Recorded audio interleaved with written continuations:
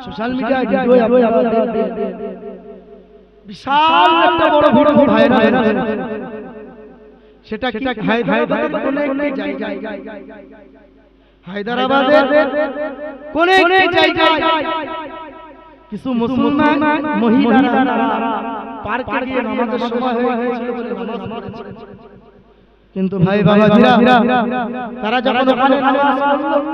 নামাজ পড়ার পরে মহিলারা সরে যাবার পরে কিছু গেরুয়া পন্থী তারা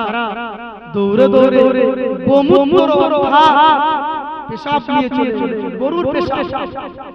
এবং আমাদের বাবারা ওই যে জায়গায় নামাজ পড়েছে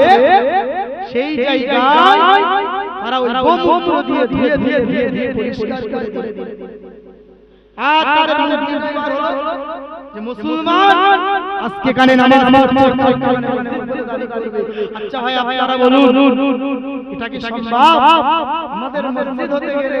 সেইটা আমাদের ওয়াকফ হতে হবে লিখিত হতে হবে সেটা অন্য কোনো সম্পত্তি হলে হবে না আপনি ফতোয়া জেনে নেবেন আপনার ফতোয়া হলো এটাই যে কারোর সম্পত্তিতে না বলে নামাজ পড়াটা মাকরুহ হয়ে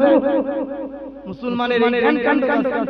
আর তারা কি করে এই জায়গাটা মসজিদ বানিয়ে মারে তারা আযানের আওয়াজ শুনেই তারা আযানের আওয়াজ করেছে তা সত্ত্বেও তারা আযানের আওয়াজ শুনে তারা থাকতে পারলো না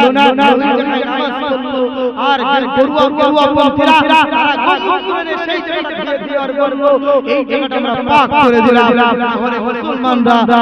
মসজিদ বলে দাবি করবে আমরা এরকম দাবি করি না আমরা এরকম করি না আমাদের মসজিদ ওটাই হয় যেখানে লেখা হয় যেটা ওয়াকফকৃত হয়